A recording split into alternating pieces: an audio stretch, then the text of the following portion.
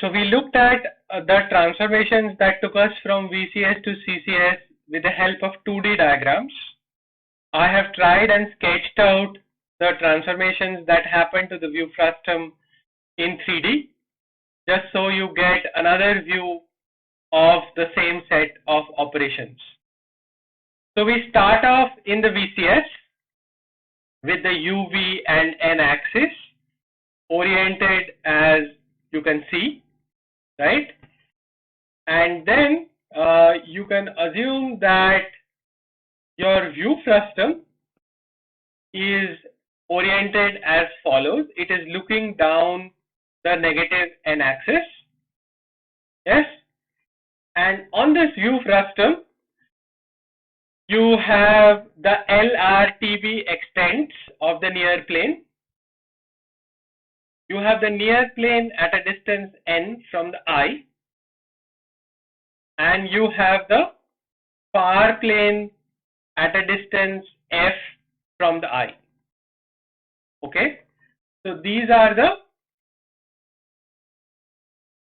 inputs that you gave to set up this view frustum, LR, TB, N and F. Okay, now what is the first transform that you want to do to the frustum in VCS?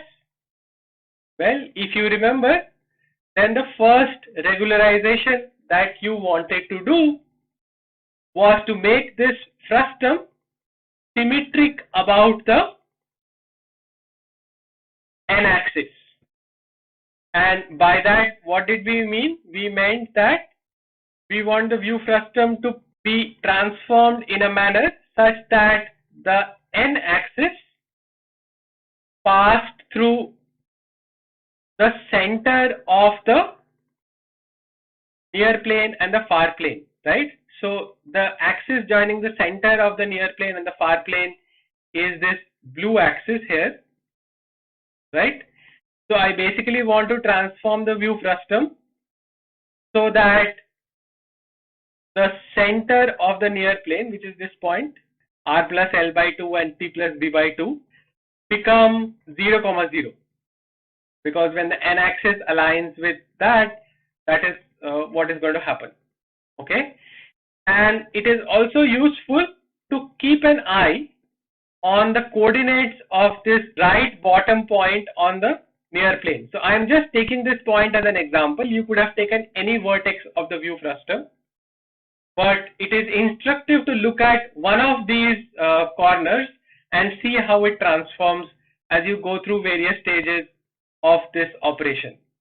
Okay, so we want to symmetrize the viewing frustum about the N axis, and the way we do this, so I am not going to derive the transformation again, but the way we do this is by applying a shear.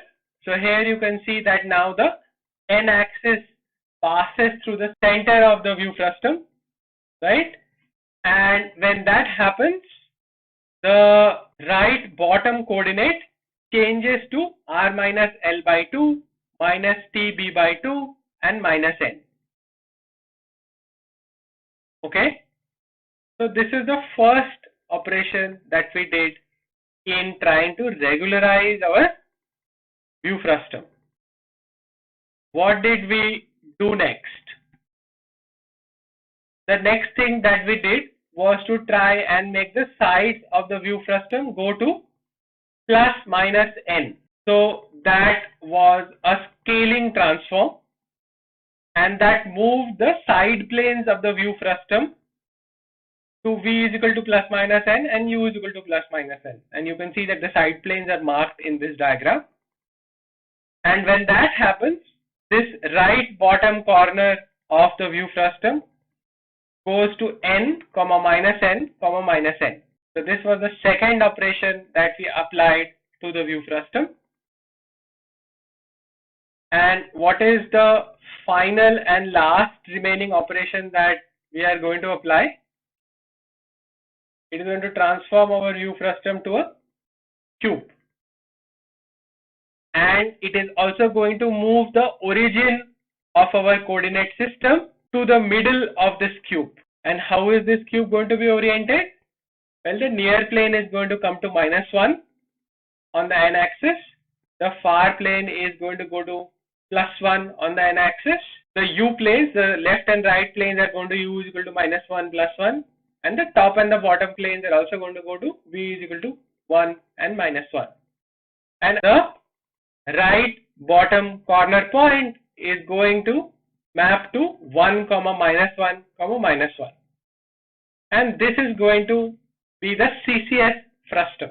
Notice that this is still in homogeneous coordinates, or rather remember that this is still in homogeneous coordinates. I cannot draw in 4 dimensions, so we are only seeing a depiction of 3 dimensions here, but you still have to perform the perspective divide to take it to NDCS. And remember that I have asked you to verify that the CCS stage is still useful for performing clipping, and if you do the perspective divide and then perform the clipping in NDCS, you are likely to encounter some errors. So I hope you are able to understand this process better now by looking at this additional visualization, and you are able to appreciate how a large part of the modeling viewing pipeline is implemented in a device independent manner.